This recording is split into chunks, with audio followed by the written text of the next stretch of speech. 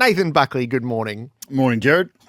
You're going to be presenting the Norm Smith Medal. Yeah. I was. It was. They basically do it in order of winners, of past winners. So, 20 years ago, that was. I would have preferred a different result on the scoreboard, but that was. A marquee day in many ways, and I get the opportunity to hand it over to the winner on the day, which I'm looking forward to doing. You're in a group of four, so Maurice Rioli, Gary Ablett Sr. and Chris Judd are the other three to have won the Norm Smith in a losing grand final, which I imagine is a vexed proposition.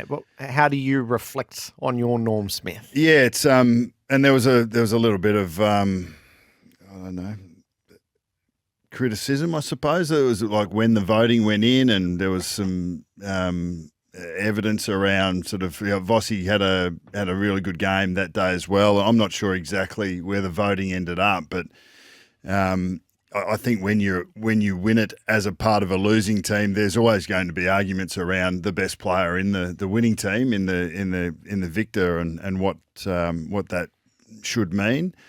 So in the end, that individual success coming about during a team failure in many ways, although I felt like that as a team we came together and just gave it one hell of a shake. I don't think we were capable of much more than what we produced on that day, to be honest. So I think in a way that is success. But Scott Burns said to me after the game, I said, I really wanted to see a teammate with a Norm Smith around his neck, because it would mean that I'd probably had a premiership medallion around mine. And I understood exactly what he was talking about.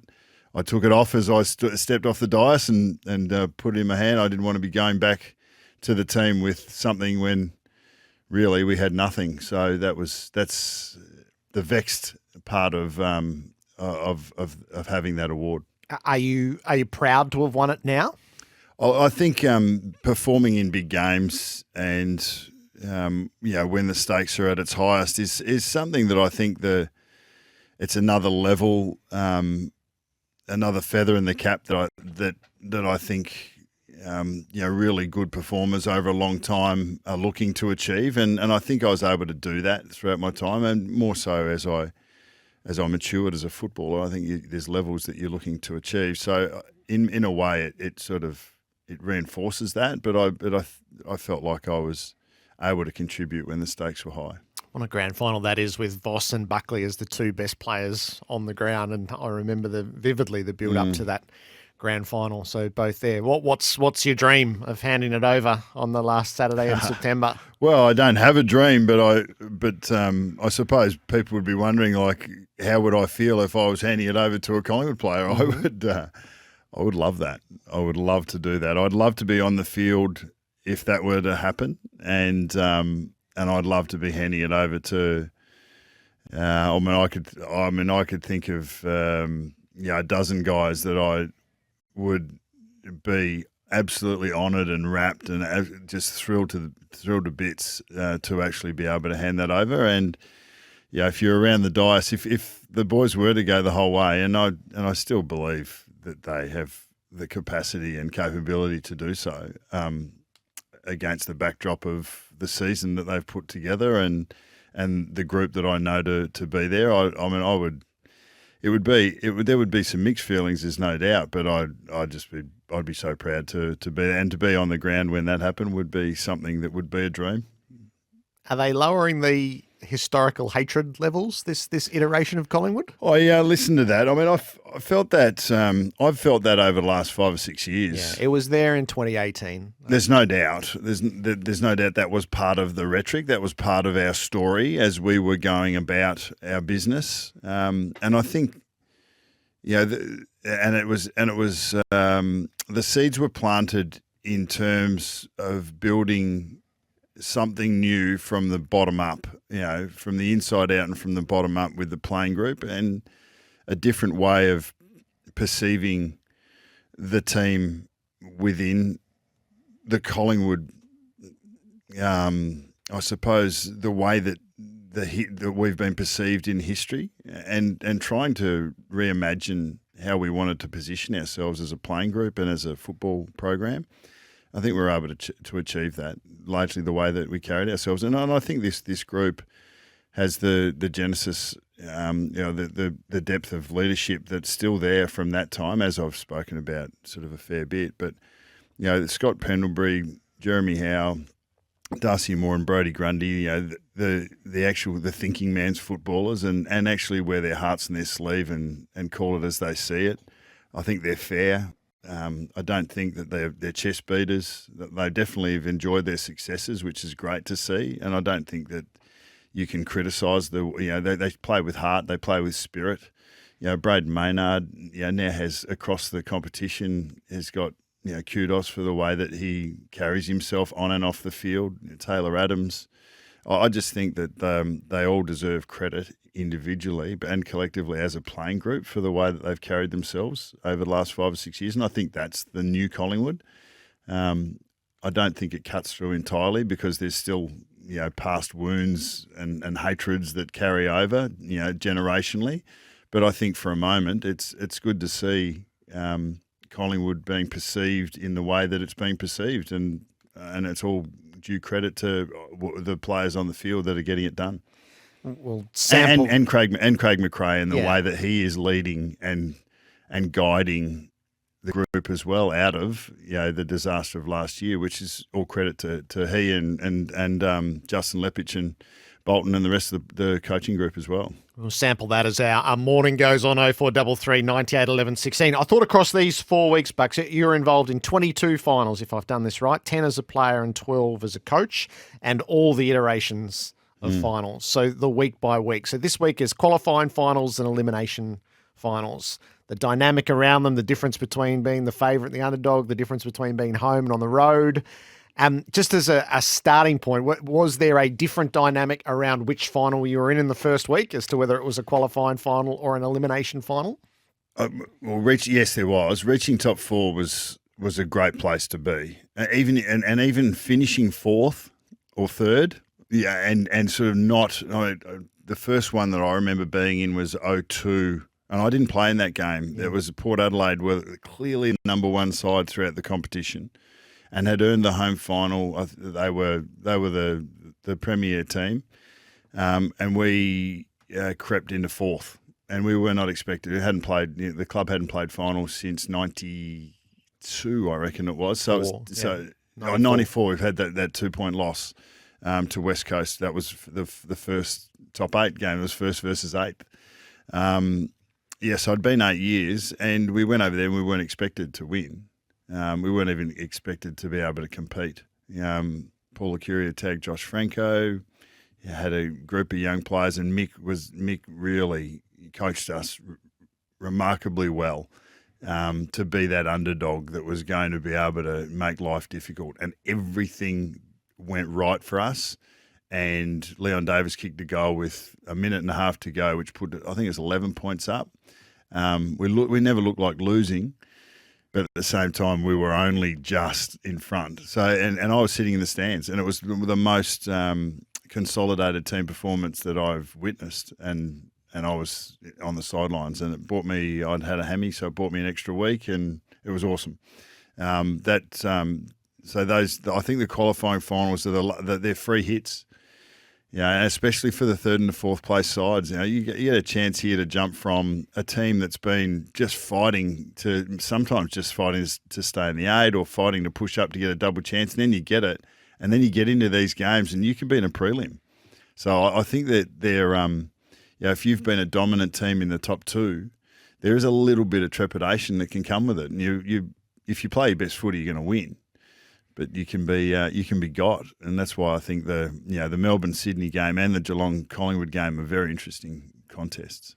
And the elimination final, probably the most recent one, is given no chance in 2020 with the COVID circumstances, marched into Perth. I think Kane was the most vocal about that.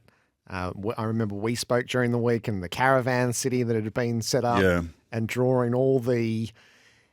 Maybe all that was set against a team, but to go in and prevail by a point.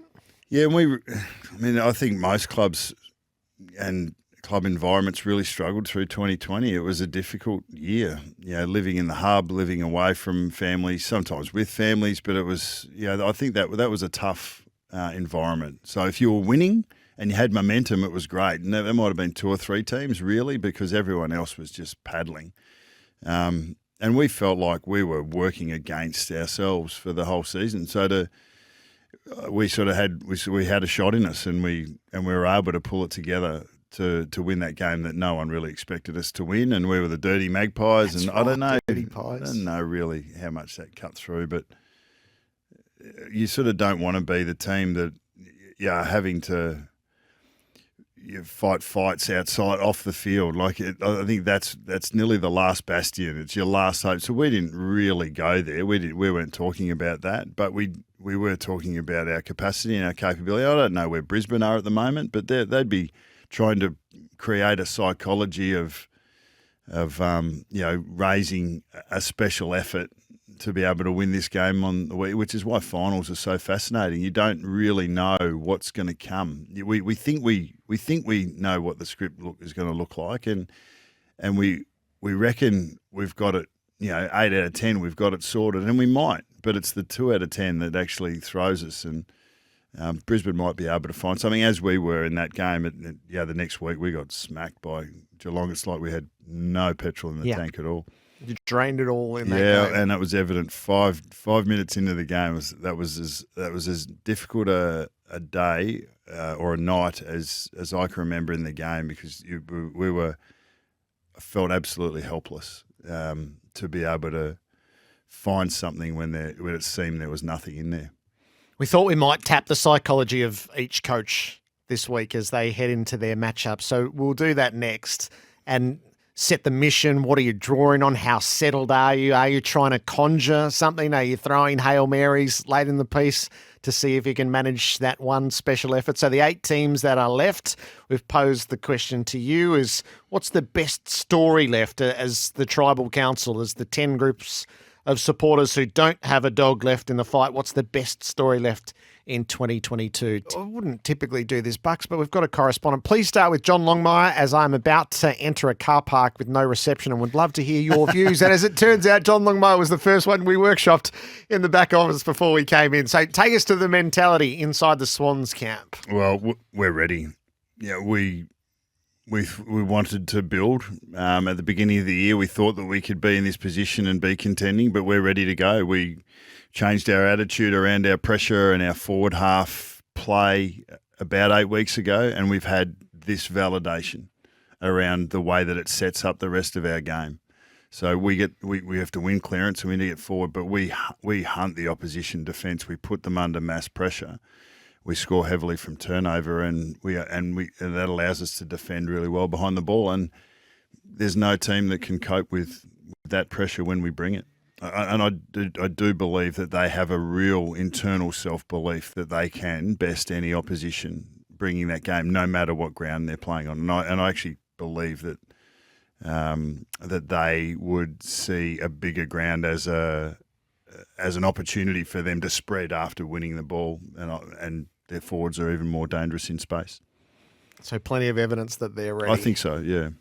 What's the Melbourne side of things for Simon Goodwin? Well, I think he sat his players down and said, this is exactly where we want it to be. We've had the journey over the last 11 months has led us to here. We wanted to come back to Victoria, play finals in front of our home base. We set ourselves the task of going again, and we couldn't do that all at once. But we've now earned our double chance. We've put ourselves in a really powerful position going into September.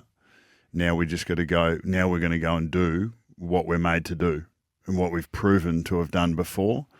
We need the whole squad to come with us. I heard Ben Brown talking this morning about the fact that they do really heavy scrimmage against one another. So Casey, you're up and about and still going. And I think that's an important part of being ready for September, is your squad being all on the same page. And if you're still playing in VFL finals, I think that's a really positive thing for the whole squad to be engaged in performance and to feel that responsibility. So I think Melbourne will feel like they've done, like for the ups and downs they've had, they've got match winners, and they know that when they play their best footy, they overwhelm the opposition. So they would have that belief, and Simon Goodwin would be planting that seed again. The Dockers are back in the finals for the first time in 2015. So Justin Longmuir, he's pragmatic to a fault. Last night's message was we're avoiding outcome-based thinking and we're staying process-orientated. I did scribble that down. And that is the way that he would be coaching it. I think the belief with Fremantle and their second half has been very different to their first half, although I think probably if we say the third quarter of the season, their defensive numbers just dropped off a cliff. I think they've come back a little bit, but the reality is that they would believe if we execute our role and if we are organised and efficient as a team, then we will overcome, our system will overcome any other system because we can put pressure on the ball here. And our defensive structures behind, we create great offensive opportunities from our best defence. And that's where our focus will be. We'll be executing our roles defensively. It sounds like there's not a lot of emotion in it. It sounds like, as you said, very process orientated, but the energy and the emotion comes from their youngsters, their players, Sarong, Brayshaw. They've got, James Aish has had a career season and keeps kicking up. Their personnel will matter. They'll need some weapons in front of the ball, and whether it's Lobb or Taberner, they'll need these guys to be up and about. But that'll be off the back of their really good organisation in defence, and I believe that'll be their focus. They're the team living the fresh journey. Everybody else has finals experience at various stages. Their first time since 2015, first home final at Optus Stadium. It's a sellout. That Purple Army's got a little bit of something to it, and not the least, which is desperation, as they haven't tasted it yet. And a finals win would be great validation for the growth of this group. And they have that capacity. They're coming up against a side who keep rewriting their story though. So the Bulldogs, there is an artistic flourish to the way Luke Beveridge tells his story. I wonder what he would draw on this time. I do too. It's probably the one that I've struggled most with. I mean, the outward story is we've been here before. 16, we've done it from this position. Last year, they did it from this position in Perth. So to be able to draw the line on a home and away and set your agenda on now and the next steps to be able to, we're that close. We're 4 wins away from getting what we want. It doesn't really matter what's been. And I think Beveridge will paint that picture and has really well with his players. And this group has been established for quite a while. How often can you go to the well is the question. And are they actually, is the capacity still there for them to execute whatever plan, whatever storyline you want to tell? And that might be the question that he's posing in his own inimitable way. But the Bulldogs' DNA is around swarming, outnumbering, and just overwhelming. So that'll be a really interesting battle, is their numbers at the contests and then their capacity to work the ball from there to the next contest and then get numbers there versus Fremantle's structure and efficiency. And we saw that. We saw Fremantle unpack the work rate and the swarming of the Dogs last time they played. And that's probably a pretty good leaning towards what type of game we're going to see. Will the Dogs be able to overwhelm with numbers and work rate versus Fremantle's efficiency and organisation? And can they be souped up enough? So the game that lives with me is the preliminary final last year against Port Adelaide, where they were underdogs and there was a bit that had gone wrong. And they was probably settled in 15 minutes of swarm football at the start of the game. And I don't think we can. I mean, starting well is always important, but in a final, in an elimination final, it becomes like, because that's where the mentality of an elimination final, we just spoke about qualifying finals, where it's nearly a free hit, especially for the side coming in as a third or a fourth. But like as an elimination final, when you get into these, this is like win or go home. Like, so there is a psyche around that, to be able to let that go and focus on this contest right here, right now, the process-focused orientation. Like that can be difficult for some, because it is a different psyche to home and away. And that's a challenge that an individual and a team needs to address and overcome to be able to perform when it matters. Let's do Geelong and Collingwood, where we've spent a little bit of time. So Chris Scott first. Yeah, well, I think the narrative will be out there around one finals win out of the last seven.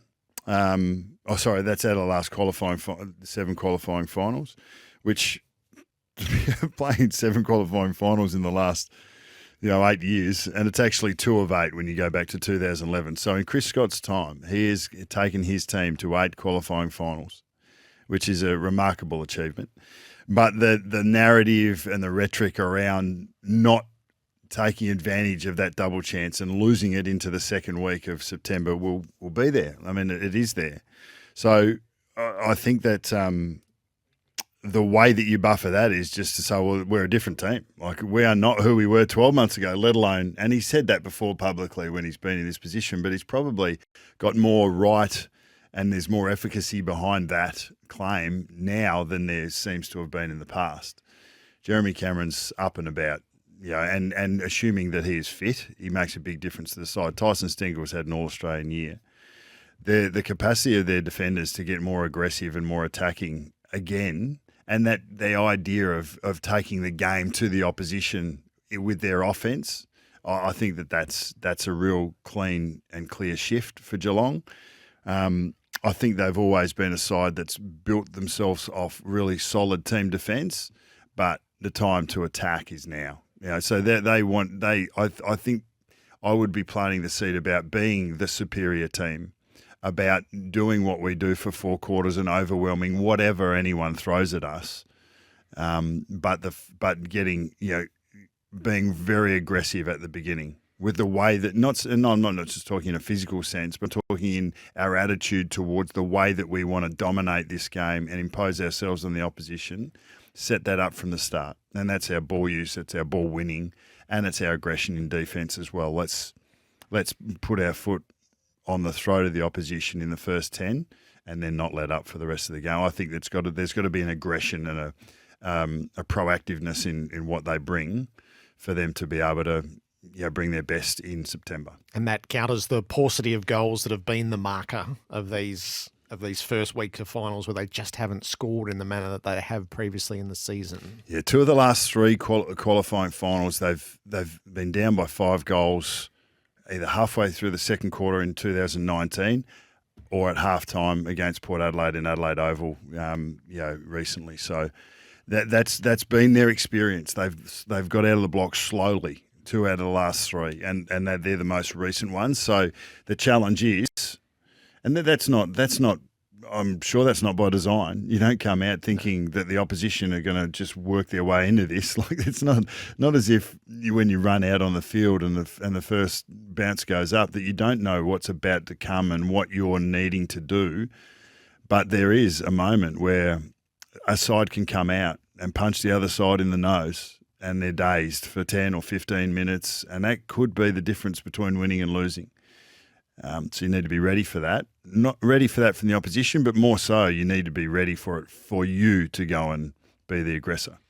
And Collingwood, Craig McRae's got some rich material to draw on. Yeah, well, it's just ride the wave, I think, for Collingwood, and enjoy the moment. Do it with a smile on your face. Get around each other, enjoy the experience. I think there's a bit of that in it. Surge and pressure is what we do. They're definitely going forward harder out of contest. They're hard to pressure because they don't mind just throwing it on the boot and moving it towards your goal. And when we do that to the opposition, when we impose that to the opposition, here's all the evidence about what we've been able to do on the scoreboard. there's so much upside with our contests and our clearance that's dropped away in the last 6 to 7 or 8 weeks. Imagine if we just square that up. We don't have to win that, but let's just square that up. And then like when we do that, and Taylor Adams comes back in, so he's going to really help us in that area. We square this up around the ball. Our structures outside of the contest at the moment are superior. So let's do it for 4 quarters because no one can cope with us when we do that. And that would be an internal belief that that can be solved easily because I think it's there. And then let's settle where it starts at the Gabba on Thursday night. I wonder what Chris Fagan's going through at the moment, where it's sort of undeniable. There's so much going wrong. How do you galvanise against that? Well, he's definitely not reinforcing the things that are going wrong. We know that, but I don't. No, we look at it, but I don't really have a clear insight into what he would be coaching into the group in terms of a psychological challenge or call to arms. I'm not sure what that would be.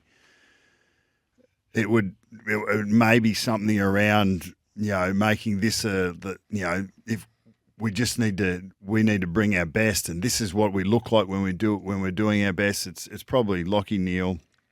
It's Berry, it's Lyons, it's McCluggage, it's Oscar McInerney and his aggression. It's probably Mitch Robertson going up onto the wing. Bailey goes forward to. I think that it's a little bit about in and around the ball when we turn. It might be the first. It might be the first 35 minutes of the Richmond game at the MCG. Watching that on repeat. This is what we're capable of when we do what we do. And that's probably as simple as it needs to be. It's positive reinforcement of this is the side that we are when we're at our best, and so this is what we're going to go and do. And then training around it the last couple of weeks to be able to execute. And Damien Hardwick. Oh look, he's it's nearly a been there, done that. But then raise the fight has always been Richmond's mantra around pressure. So they talk about raising the fight. They talk about going to another level when the game is there to be won or when the stakes go up. That's what their DNA says, is that they will – it's like what Collingwood are doing in terms of that surge and pressure. That's a Richmond DNA that's been brought across from Craig McRae and Lepage for the most part, you would suspect. And Richmond have done it consistently over time. And if Dusty's there as well, you wouldn't harp on it, but you'd be going, and we've got a little bit more ammo here than we had over the last sort of 6 to 8 weeks. So we've been able to reschool, replumb, got some young blokes that are coming in doing really well. Like from score involvements, Tyler Sonzi's right up there. And Maurice Rioli's, some of his cameos. And in big finals, you don't need to be a 25, 30 touch player. You can be a 10 to 12 touch player and have 4 or 5 significant moments where you create opportunities for an opposition or you turn what looks like it's defence into attack. And a Maurice Rioli type is a type that really stand up in games like this and make a big difference. So I think that I think he'd be planting a really, clearly planting a really positive seed to raise the fight. Been there, done that. We've got the leadership, composure, and experience, and we've got some young blokes that are hungry, and we want to give them the feeling that we know that we've shared before. We want to give these young guys that payoff, and why don't we do it now? So Dusty Martin has his training session today, the main session with the Tigers, and all the word out of Richmond is as long as he survives that, he'll travel, he'll play on Thursday night. What is his injury? Well, it was a hamstring back in round 16, and there was a reported recurrence of that. So there's you can be told anything you want to hear around Martin, and have done for most of the year, around physical ailments or just a complete lack of motivation through life circumstances. Finals would tend to bring that to a sharp point, and then the body has to hold up. So there is the imponderable is he hasn't played since round 16. He's only played 8 games for the season. 4 of those were sort of jump off the page games. Yeah. is what, and he is the finals player of the age, is what is reasonable to, he is the great mystery, and he might be one of the great mysteries that finals footy has ever seen, given his capacity to shape games. Well, I think the spread on the expectation of him is as wide as you can go. It's from 2 minutes and gone to another Norm Smith.